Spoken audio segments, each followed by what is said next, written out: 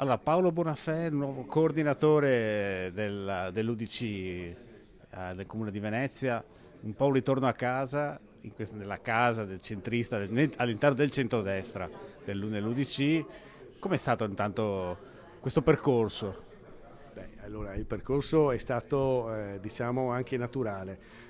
Un riavvicinamento dopo che Antonio De Poli, come segretario, è diventato segretario nazionale dell'UDC, sta rilanciando il partito che era, diciamo, si era assopito, era un po' sparito dai radar. Adesso, diciamo, Antonio De Poli l'ha rilanciato con le elezioni nelle Marche di un consigliere regionale e nel Veneto di Eric Pasqualon, del consigliere regionale capogruppo, che abbiamo sentito anche prima, e quindi alla fine c'è la voglia di ricostruire. E io voglio partecipare a questa ricostruzione di questo partito che porta con sé dei valori importanti.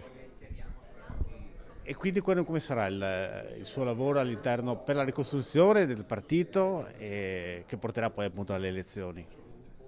Intanto noi dobbiamo puntare al fatto che dovremo presentare una lista di 36 candidati al Consiglio Comunale. Comunque io ho già una squadra, c'è già una squadra che stiamo imbastendo di componenti della segreteria che saranno ripartiti ognuno per una competenza specifica e verrà allargata anche, diciamo, questa è una squadra anche di persone che mi hanno avvicinato nel mio percorso politico, mi hanno seguito, avvicinati ad altri nuovi. Noi faremo una bella squadra su Venezia dove poi presenteremo un programma, quindi una prossima occasione sarà una conferenza stampa di presentazione della segreteria e della presentazione del programma per la città, che sarà in 14 punti e che andrà a toccare tutti i punti nevralgici di quello che è l'interesse dei cittadini veneziani.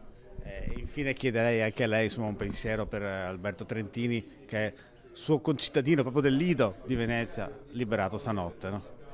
Beh, infatti l'ho voluto dire prima nel mio intervento, è una gioia immensa, voi sappiate che essendo poi appunto del Lido come me, noi lo ricordavamo, essendo anche uno che partecipa all'attività e partecipo diciamo alla vita parrocchiale, noi l'abbiamo sempre pensato, abbiamo sempre pregato per lui perché tornasse e il messaggio di questa mattina, fatalità della sua liberazione e di questa nostra conferenza l'ho unita come un bel messaggio per il futuro che sia più radioso di quello che è stato il passato.